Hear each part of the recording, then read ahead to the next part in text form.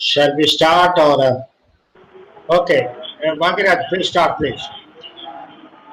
The history of presenting illness are a 10-year-old boy presented to us with the history of a progressive knee deformity and difficulty in walking of 2 years of duration.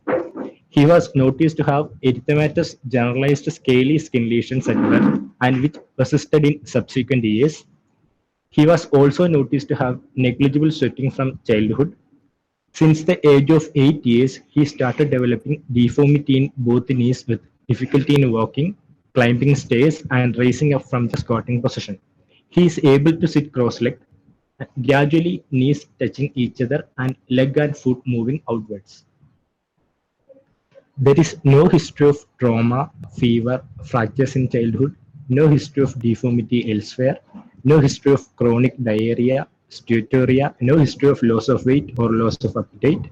He was born of non-consanguineous marriage at term by vaginal delivery, second in birth order with one normal female sibling.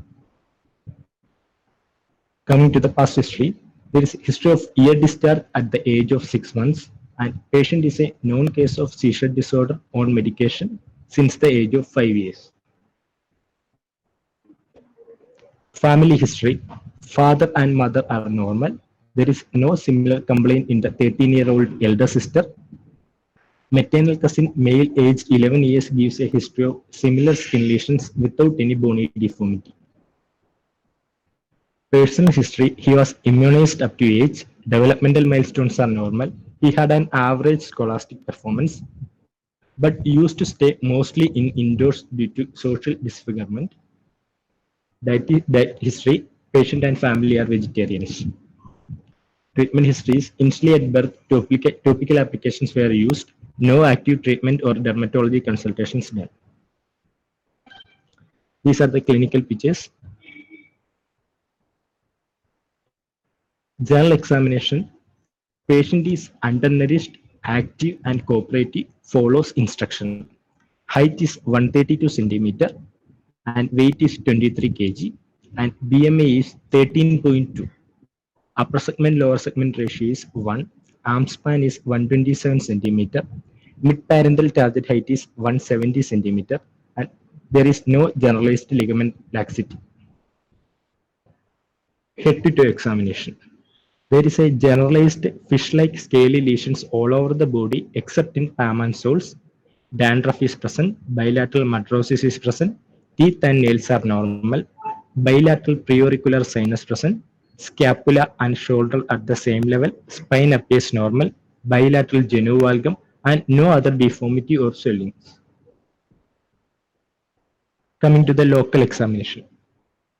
Gait is scissoring gait. You can see the scissoring gait and the attitude in supine position is also hip in neutral and angle in neutral. Coming to the inspection, patient examine standing, sitting and lying down position from front, side and back. There is bilateral genu-valgum, patella appears normal, no limb length discrepancy appreciated, no fixed flexion deformity, popliteal fossa appears to be normal, no scars, sinuses or visible pulsation seen, shoe waves seen on the inner border. The clinical pictures was dandruff, then the dentitions, then preauricular sinus, so front, back, and side views. The spine appears normal, the nail beds are normal, and the generalized scaly fish-like skin lesions. Coming to the palpation, there is no local rise of temperature or tenderness or no effusion or synovial thickening, no bony thickening or irregularity around the knee. There is no lymphadenopathy, no muscle wasting. Coming to the deformity assessment, there is a fixed coronal plane deformity, bilateral genu-valgum. The movements, there is bilateral flexion 0 to 135 degree, extension is 0.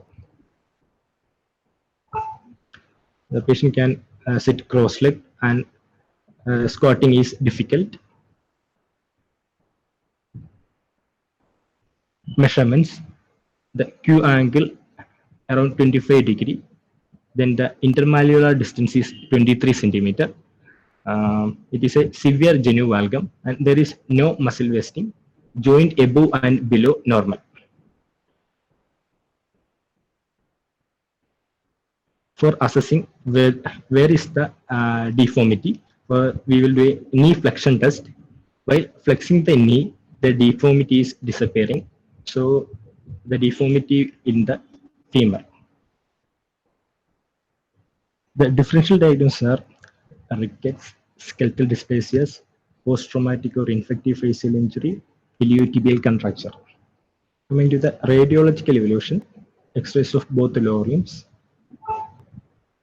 Here the while we are drawing a mechanical axis from center of the hip to center of the ankle joint, normally the knee joint, the line is just lateral to, just medial to the tibial tuberosity, but here the line is just lateral to the knee joint. And another angle is anatomical lateral distal femoral angle. That is the line, the blue line and the black line. The blue line is the line connecting the both condyles, and black line is the anatomical axis of the femur and the lateral angle. And this is normally is between 81 to 83 degree, but in genu valgus it will be decreased. Then the rest, there is a distant of ulna, there is cupping is present. Okay, enlarge it, please. The investigations, total count is 10,620 and hemoglobin is 13, then ESR is 10. Here the serum calcium is 8.2, it is slightly decreased, and alkaline phosphatase is high, it is 928. Phosphorus is decreased 2.7 and 25 hydroxy vitamin D3 is 9.6, it is deficient. There is a journal showing the connection between the lamellar ichthyosis with genu valgum. The main points are: there is an association of metabolic bone disease with a chronic disorders of keratinization is rare. Skin serves as a major role in meeting the vitamin D requirements of our body, and thus disorders of keratinization can result in vitamin D deficiency with the consequent crippling skeletal deformities. In any case of congenital ichthyosis, the possibility of vitamin D deficiency should be kept in mind. Early supplementation in case of deficiency prevents rickets and osteomalacia. Patients with ichthyosis would also probably require a lifelong vitamin D supplementation in view of chronicity of other skin lesions. There is another study, the osteomalacia and a late complication of ichthyosis. Osteomalacia as a late complication of ichthyosis vulgaris. Both these studies leads to a conclusion that there is a defective vitamin D synthesis in the diseased epidermis and increased keratinocyte proliferation resulting in poor or no penetration of skin by sunlight and excessive loss of calcium through the diseased skin, avoidance of sun exposure due to the disease, then systemic retinoids which decrease the calcium absorption in the gut. This is the vitamin D3 metabolism. In presence of sunlight, the 7-dehydrocholesterol will convert to cholecalciferol, and if the epidermis is defective, this process will be defective, and the net effect is the vitamin D3 is decreased in our body. Then coming to the discussion part, we will already discuss the rickets. The classification of rickets is nutritional rickets, vitamin D resistant rickets, vitamin D dependent and vitamin D dependent type 1 and type 2, and renal rickets. Here our condition is under nutritional rickets. The most common cause, it is a most common cause in developing countries, underdeveloped countries. Dietary deficiency of vitamin D leads to decreased absorption of calcium and phosphorus from the intestine. Then malabsorption, intestinal disease like steatorrhea, celiac disease, sprue, and common diarrhea. Surgical conditions like post-gastrectomy, small bowel resection, etc. Then lack of sunlight exposure. Then hepatobiliary conditions causes decreased 25 hydroxylation, extrahepatic biliary atresia, neonatal hepatitis, and cystic fibrosis. And drugs, the prolonged anticonvulsant have an effect of causes the vitamin D3 deficiency and rickets like features. And the renal causes are a defective absorption of phosphate through the renal tubules, hypophosphatemic rickets, Fanconi syndrome, renal tubular acidosis, then diminished intake or absorption of phosphates. I have asked them to present this to generate some discussion, actually. The case was seen by Dr. Sujay, and I was asked to give an opinion on that subsequently, and then we picked up the problems. And I thought I will share that information with all of you. Any questions from your side, please? What's the age of the patient? 10-year-old. 10-year-old. Okay. Why this patient is having genu valgum instead of genu varum? We are more familiar with genu varum due to rickets. This child is having bilateral genu valgum. What could be the reason? Because it is a late onset rickets, and this in this time period normally the physiologic genu valgum. So at the same time the ricket cell feature are developed. So the genu valgum will progresses. Okay, so what is the normal progression of?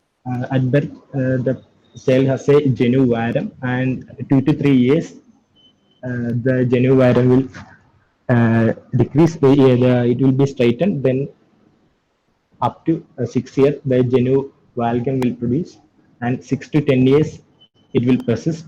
And after 10 years, your 6 to 7. numbers are wrong. What is that curve called? Who described that?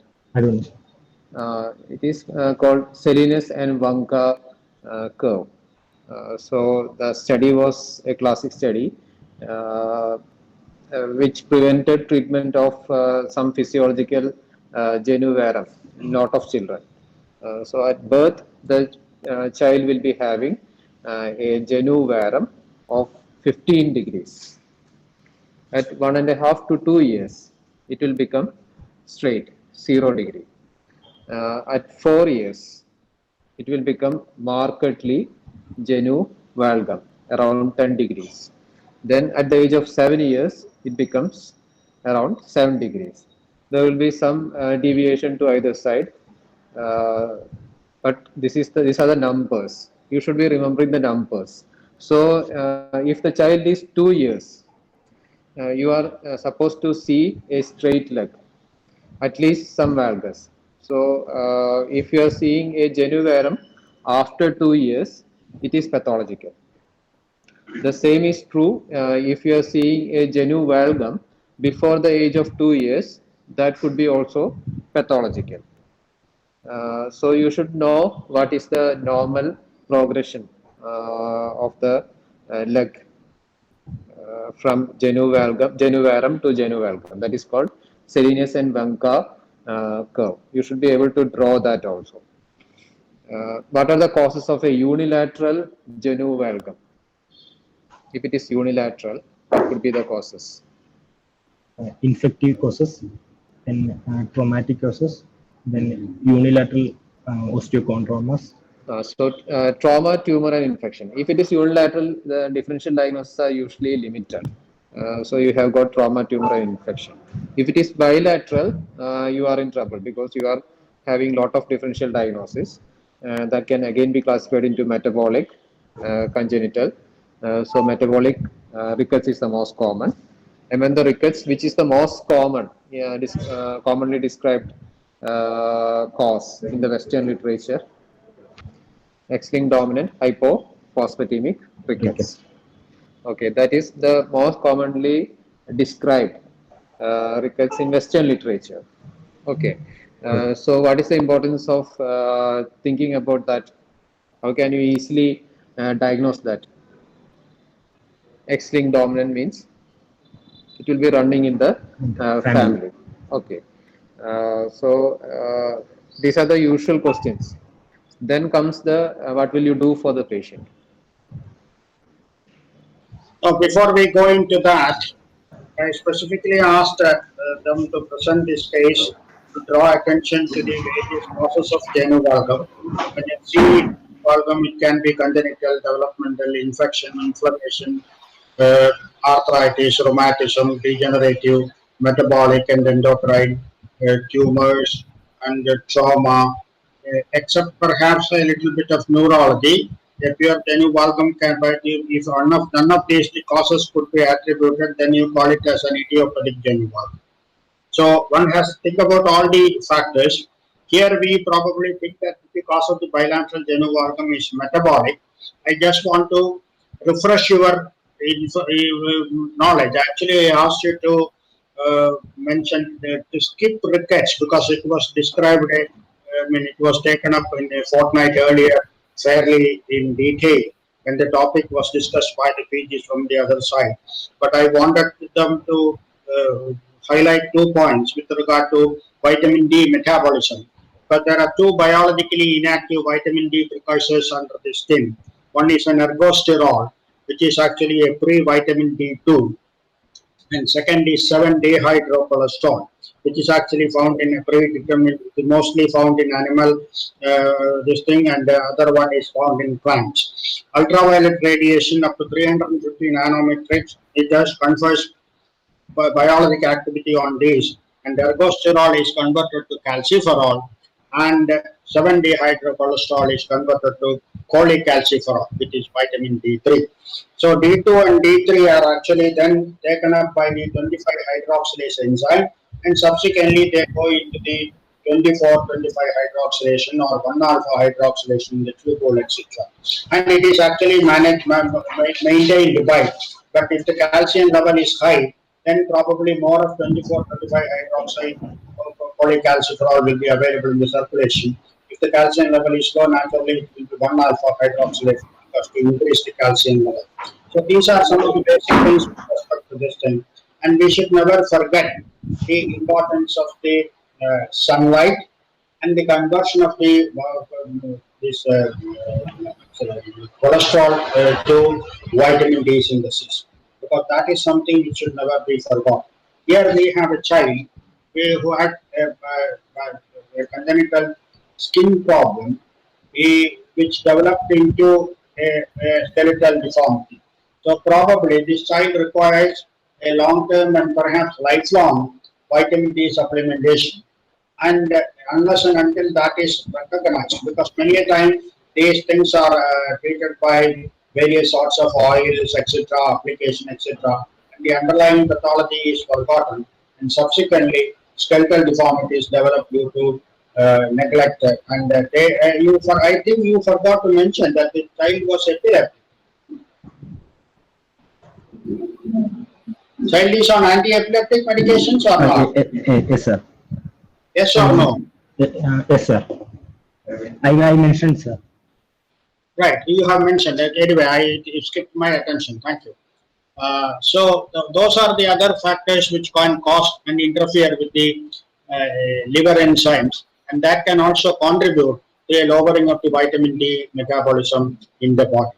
So now we have a situation where there is a metabolic cause probably created by, probably precipitated by a congenital skin problem, which is actually the ichthyosis, lamellar type of ichthyosis. Ichthyosis vulgaris is relatively less severe form, and then that probably has led into hepatic changes. The X-rays of the knee did not show any evidence. Probably this child was getting some amount of vitamin D and calcium, but then I asked for a hand X-ray with wrist with hand, which actually picked up that the that is the one which showed some cupping and trumpeting of the distal under the ulna. You have to look for it, then only you will see. So that actually made us believe that this is a ricket because of the metabolic problem. So whenever you see such patients with suspected metabolic disease, you must do a skeletal survey, especially a wrist with hand will give us a clue regarding the bone age, as well as whether there are any changes in the ulna head, which will actually be cut. Of course, the serum biochemistry is definitely important. Now, we have come to a reasonably correct diagnosis. Now, what to do? Because you keep that clinical picture, which shows the extensive degree of genu valgum, clinical photograph. Yeah, no, no. Yeah, any one of them. No, no, not that. All right, that's fine. Now what to do? He's 13, isn't it? 10-year-old. 10 year. Yeah, what to do? That's my next problem. Any suggestions? There is a definite indication for a surgical Intervention. interference. Yeah, but Uh, what surgical intervention at the age of 10? the safest and the easiest surgical procedure nowadays is an 8 plate. You put a temporary suture on the medial side and wait. Progressively, you follow up the patient, find out whether it is getting corrected or not. It should be getting corrected. The distal femur will be growing 9 millimeters per year until the age of 14 in case of a male. If it is a female, it will be growing until the age of 16. So you have got 4 years of growth left. And rough calculation could be 1 centimeter of length difference. The suturing uh, can correct around 10 degrees of deformity. So over a period of 1 year, 10 degrees will be corrected. So you can suture it for around 2 or 2.5 years and progressively look for the correction. That could be the surgical option I will be preferring. Yeah, that is the surgical option which is actually preferable, but that the parents should be definitely taken into confidence. They should be counseled that the immediate surgical result will be the same. It depends on the growth of the bone, and gradually you will get a better result.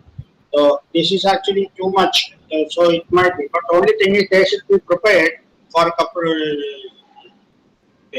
plate and screw insertion and perhaps removal, and then subsequently any residual deformity requires a supracondylar osteotomy and correction.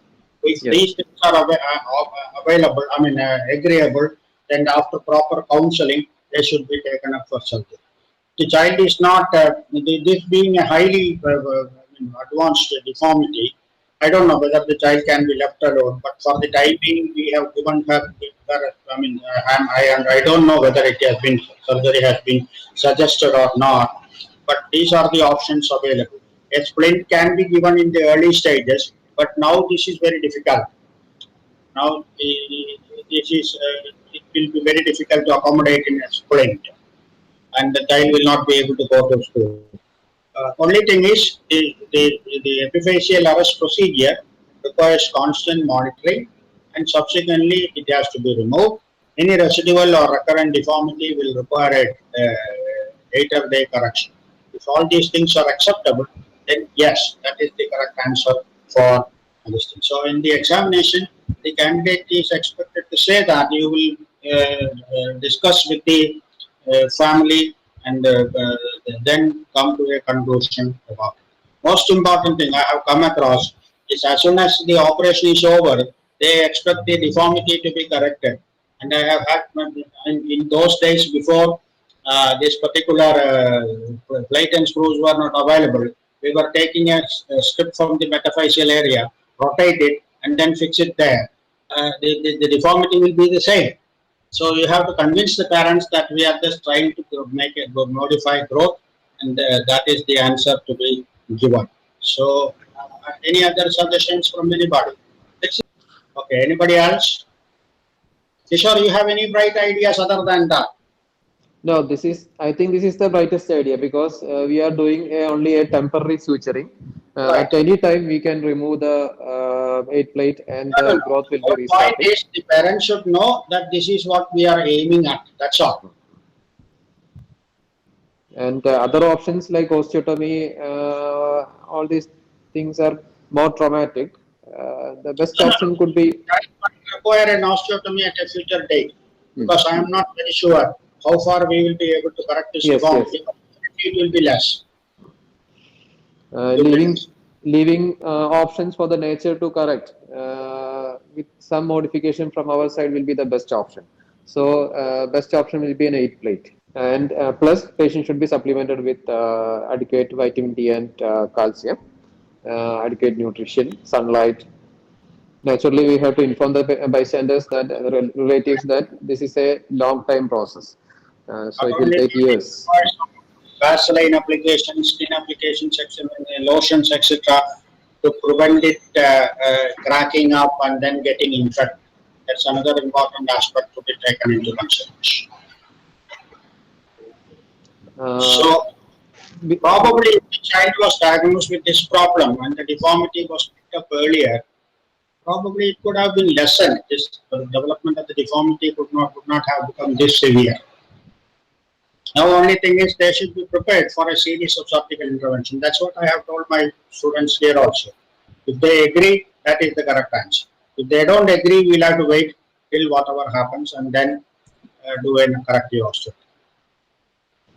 because we have got 4 years left, this is the right time to interfere. Uh, in the examination also, we should know how much the distal femur is growing, how much the proximal tibia is growing, how much will be the proximal tibia growing in a child. What is the rate of growth? Anybody? It is around 6 millimeters per year. So altogether, we have got 15 millimeters of growth per year around the knee joint. So that is a big opportunity for us to interfere. So we can do anything around the knee joint using some sutures, that is 8 plate, and temporarily arrest the growth on one side and modify the deformity. What is a deformity? If we go back to the very basic thing, sometimes the examiner may be asking, what is a deformity? You are telling that patient is having a deformity. We are discussing a deformity. We should know what a deformity is. Severe bilateral genu-valgum. Now, what is a deformity? You have heard of cubitus varus, cubitus valgus, genu varum, genu valgum. All these things are deformities. So, what is deformity? So, variation from the normal axis, variation from the normal anatomical axis. No, there is a precise definition. That is, if a joint cannot be brought back to its neutral anatomical position, actively and passively, then it is called a deformity. If a joint cannot be brought back to its neutral anatomical position from a particular point, both actively and passively, then it is called a deformity. Have you understood? Yes. So, what is abduction? Abduction is the deviation of the deviation from the mid-axial line of the body. It is a movement away from the midline. Abduction is movement away from the midline. So, from an abducted position, you cannot bring the joint to its neutral position. Then it is called a valgus deformity. What is adduction? Is moving towards the mid-axial line. Movement towards the midline. If from a adducted position, if you cannot bring the joint to the neutral position, then it is called Varus. varus. So if that occurs in the elbow, it is known as cubitus. In the hip, it is called coxa. In the knee, it is called genu. Okay. So you should know the basic, very basic definition. Sometimes the examiner will be asking this, and he may be furious if you don't know the proper definitions of all these things. All these definitions are given in the Cunningham. Even the definition for flexion is there, extension is there. Sometimes the examiner may ask you, what is flexion? So you may not be having a ready-made answer. This is a severe genu valgum as per the Yes. intermalleolar distance. Yes. So, but then this is because it is bilateral. Should we differentiate between the degree of deformity in either of the limbs separately? Or is We it, can definitely measure the angle, Q angle. or do we calculate the distance of the intermalleolar from the midpoint separately from both sides? No, you can mention that the intermalleolar distance is this much, and the Q angle is this much on right and left side. Is there any rule for the, can the intermanual distance be divided for either side from the midline? That on the towards the left side it is lesser, or towards the right side it's more. In which book it is given like that? No, I'm just asking you. This is just a logical doubt. That's all. Not from any book. So it is better to follow the literature. No, Rather than actually, there is no need to measure it from the this thing for clinical reasons. But I think he has shown an X-ray where the individual measurements of the Q angle and the genu valgum has been measured in the X-rays. Now that will give us a clue which one is more and which one is less. That is important when we are trying to achieve correction, because you will have to correct that many degrees of deformity to obtain neutral position or even varus or whatever. So that is the important. I have not come across any discussion where it should be measured from the midline to this thing. But that is a debatable point, because there is no, you could keep a tape measure 1 millimeter this side or that side and create a deformity. That is not correct. You have to take the measurement to present it as the valgus deformity, but this is how it can be measured, because by measuring, you can say that Yes, this sir. is more, one is less. Yes. in the X-ray, the mechanical axis will be a better measurement for follow. Whether it But is that is going. also shown actually. Where it no. The X-rays which showing the right. Ah, Yeah, yes.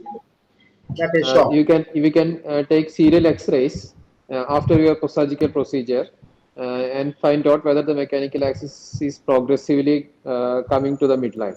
For this particular case, I hope that was interesting to generate some discussion. We were concerned about what sort of a surgical procedure to be adopted and when to be adopted. But I think we are more or less convinced that the epiphysiodesis is perhaps the best answer for the time being. Only thing is, parents have to be taken into confidence before we finally place our knife on. That's it.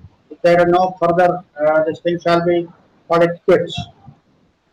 Okay, sir. It's a very interesting case. The skin lesions can produce vitamin D deficiency. Usually, we won't be thinking about that. No, that's why we presented it actually, because we have to see all those aspects, because many a time that is forgotten, and small children are being treated by various applications of oil, matcha, etc., with a provisional diagnosis of therapy, which is actually some sort of eczematous dermatitis.